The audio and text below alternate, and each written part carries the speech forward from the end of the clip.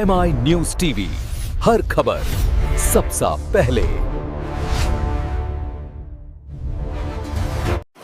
বীক্ষণ পত্রিকা আত্মপ্রকাশ করল গ্রীষ্মের সংখ্যা। গত 6ই জুন ডাগের বাজার থিয়েফেক্স হলে এক সুন্দর অনুষ্ঠানের মধ্যে দিয়ে প্রধান অতিথি হিসেবে উপস্থিত ছিলেন কল্যাণ সেন বরাট ও সত্যপ্রিয় সরকার। এই অনুষ্ঠানে নান্দি সূত্রের একাঙ্ক নাটক খোঁজ উপস্থাপনা করা হয়েছিল, যার নাট্যকার ছিলেন সুব্রত মুখোপাধ্যায়। এখানে কবিতা পাঠেও অংশগ্রহণ করে শ্রী জয়ন্ত রায়, কবি আর্যতীর্থ, সুজন মিঠি, শক্তিকুণ্ডু, অনিরুদ্ধ মুখোপাধ্যায়, রঞ্জন চক্রবর্তী, শুভায়ন মুখোপাধ্যায়, সুব্রত মুখোপাধ্যায় এবং আরও অনেকে। আমরা এই সুন্দর মুহূর্তের ছবি ক্যামেরাবন্দি করেছি, দেখুন MI নিউজের পর্দায়। নবম নাগের বাজারে অমরপল্লীতে একটা বাড়িতে, এটা খুব সুন্দর জায়গায় দেখলাম। জায়গাটাকে প্রচুর নাট্য হয়। এবার এই জায়গাতে আপনি আজকে নাট্য পরিচালনা করছেন, প্লাস বীক্ষণ বলে একটা বই, আপনার বার্ষিকী বই উদ্বোধন করলেন। অনেক গুণীজনকে দেখেছেন, দেখলাম তারা অনেক কিছু গান বাজনা এবং নাটক বলছি, কবিতা আবৃত্তি পাঠ করলো। কল্যাণ সেন বরাটও এসেছিলেন। কি বলবেন এত সুন্দর একটা প্রোগ্রাম বলবেন? আমি খুব আনন্দিত ব্যাপারটা সম্পর্কে, যে আমি কল্যাণ সেন বরাট আমার বহুদিনের বন্ধু, সঙ্গীতকার, সঙ্গীত স্রষ্টা। শুভ দাশগুপ্ত একজন প্রথিতযশা কবি। আমাদের সকলেই বন্ধুবর, একই সময় সমসাময়িক। তাদের ডেকেছি এবং তারা এক কথায় আমাকে যে এসেছেন এবং আমাকে কথা দিয়েছেন যে আসবো, এতে আমি সত্যিই খুব আনন্দিত। কেননা প্রথম এইরকম একটা পত্রিকা এই বয়সে এসে উদযাপন করা। না, আগে আমি কোনো পত্রিকা, এমনি পত্রিকাতে লিখেছি অনেক, কিন্তু নিজের পত্রিকা, নিজে সম্পাদনা, আমি নিজে সম্পাদনা করছি এরকম একটা পত্রিকা, এটা আগে কখনো হয়নি। এটা প্রথমই করছি, যার জন্যে সেই সময় একটা অদ্ভুত একটা সাহচর্য, একটা সাপোর্ট দরকার লাগে। সেই সাপোর্টটা ওরা সবাই মিলে করেছে এবং যারা লেখা দিয়েছেন, অনেক প্রথিতযশা কবি সাহিত্যিক, তারা লেখা দিয়েছেন, তাদের এই লেখা বা সাহচর্য আমি সত্যিই আপ্লুত। আমার খুবই ভালো লাগছে। এই কল্যাণ স্যার বলে গেলেন, আপনি একাধারে নাট্যকার, একাধারে লেখক, একাধারে গানও লিখেছেন এবং অনেক বইতে সিনেমাও করেছেন। কি বলবেন? একটা সময় যে আপনার একটি ছাত্রী এখানে বলছিল যে আপনি এক সময় আমাদের দূরদর্শনেও একটা সিরিয়াল করছিলেন এবং সিরিয়ালটা খুব জনপ্রিয় হয়েছিল, রামকৃষ্ণ দেবের মথুরাবাবু হয়েছিলেন। আমার যখন মনে, আমি খুব ছোট তখন, আমি দেখতাম।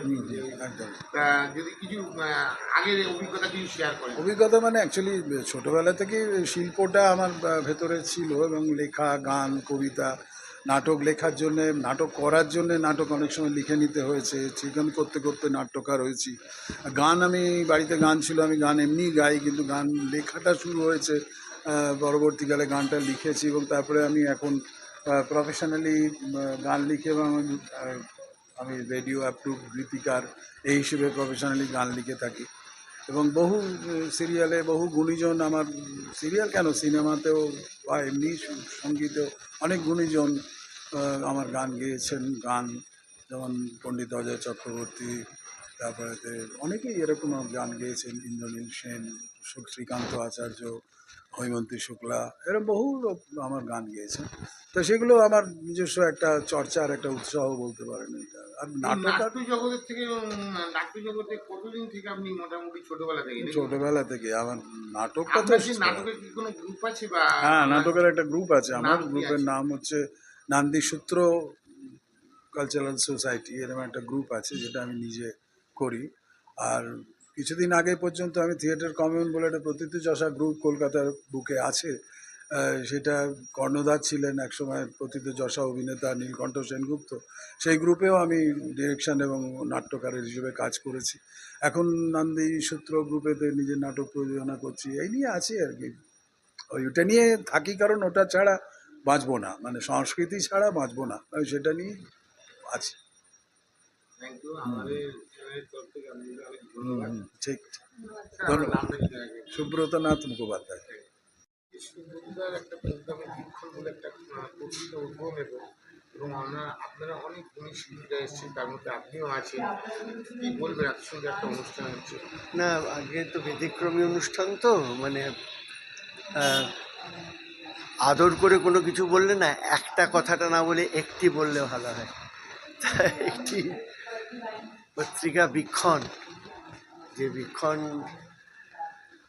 আজকে প্রকাশিত হলো, এটা বার্ষিক, প্রত্যেক বছর প্রকাশ হবে।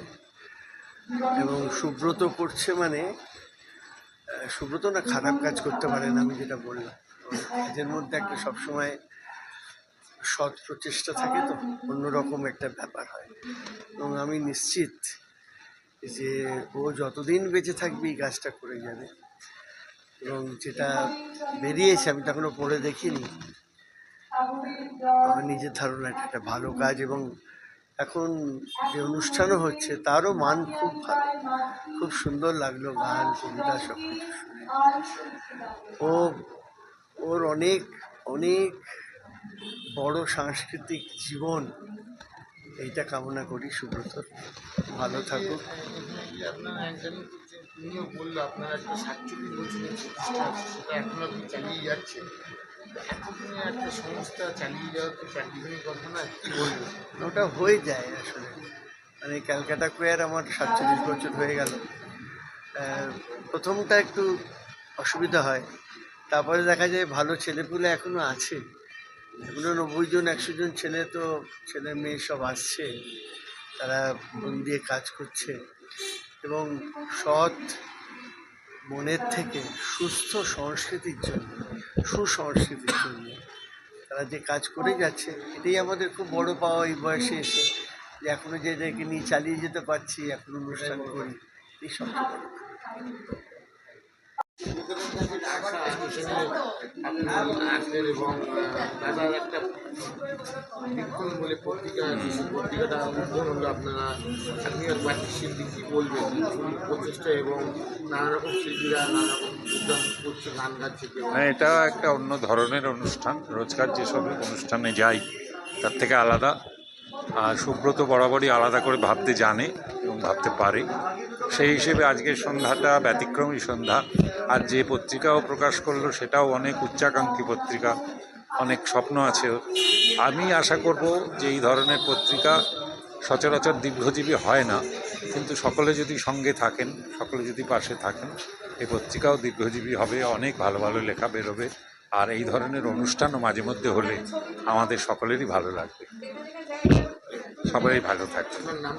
শুভ দাশগুপ্ত।